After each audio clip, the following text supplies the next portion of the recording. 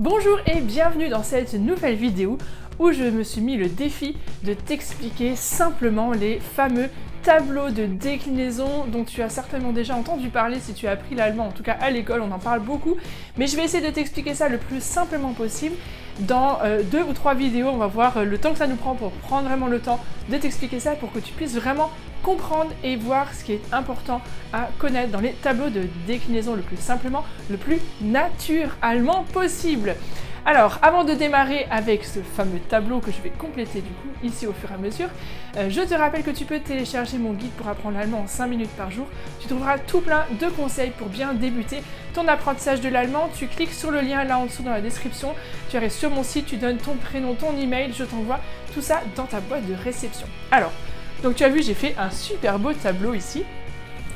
Et on va le compléter ensemble. Donc déjà, ce qu'il faut savoir, c'est que en allemand, on a 3 genres. D'accord? En français, on a le et la. En allemand, on a der, die et das. J'en ai déjà parlé dans une vidéo que j'ai tournée il y a assez longtemps, qui a été vue beaucoup de fois, mais si tu ne l'as pas encore vue, retourne-y le lien et je sais plus de quel côté, mais tu vas voir, il y a un petit i qui s'affiche, tu cliques dessus pour voir la vidéo où j'explique vraiment clairement der, die, das, qu'est-ce que c'est. Donc on a en allemand 3 genres, le masculin, le féminin et le neutre.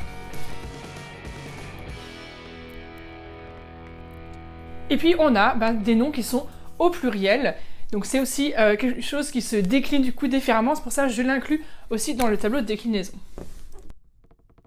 Ensuite, ce qu'il faut savoir, c'est qu'il y a 4 cas, d'accord, qu'on va retrouver ici. Il y a le nominatif, l'accusatif, le datif et le génitif. J'avais pris aussi tout un temps pour plusieurs vidéos pour t'expliquer ça avec le cas des adjectifs possessifs, donc tout ce qui est mein, dein, sein, etc. Tu peux retrouver aussi cette série de vidéos, je te remettrai pareil le lien sur le petit i, à voir là en haut. Mais donc, globalement, pour vraiment simplifier et aller à l'essentiel, il y a le nominatif qui est tout ce qui est quand on parle du sujet en fait. D'accord? Donc le nominatif c'est quand la personne et le sujet. Par exemple, si je dis le chat dort, le chat c'est le sujet, c'est lui qui dort, donc c'est nominatif. D'accord, c'est pas le nom, c'est nominatif. J'ai pas la place pour l'écrire en entier, t'as bien compris. Ensuite, on a un deuxième cas, c'est l'accusatif. L'accusatif, c'est en français l'équivalent du COD, le complément d'objet direct.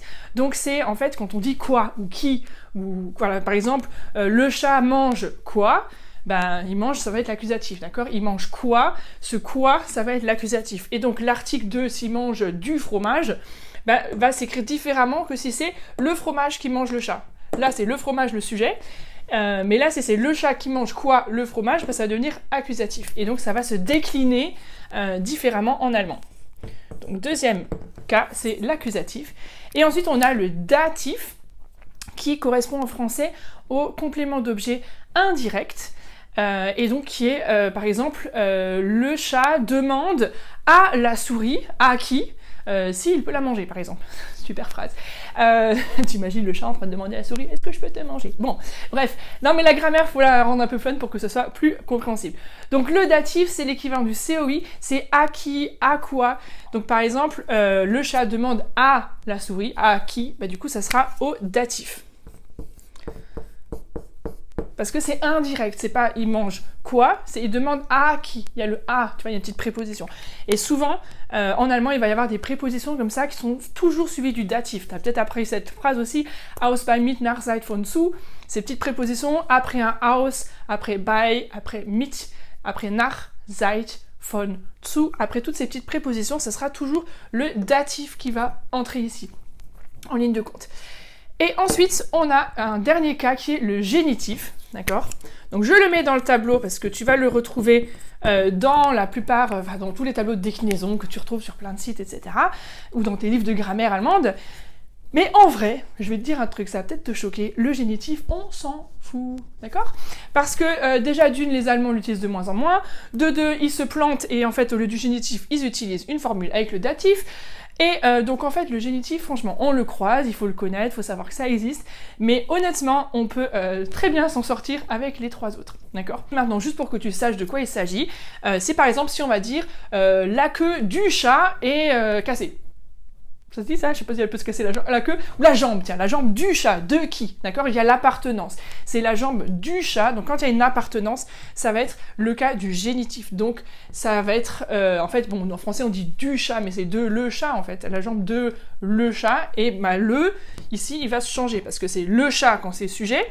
Si c'est la souris mange le chat, ce qui est impossible, mais c'est pas grave. Du coup, le va en fait changer en allemand, et on va le voir dans la prochaine vidéo. Et là, si c'est la jambe du chat, de le chat en fait, hein, le aussi va changer ici parce que c'est au génitif et ça introduit une notion d'appartenance. Mais voilà, ça c'est un peu pour l'essentiel des cas en allemand. Donc quand on parle du sujet, quand on a quelque chose directement après le verbe, puisque le chat mange quoi, bah, c'est accusatif.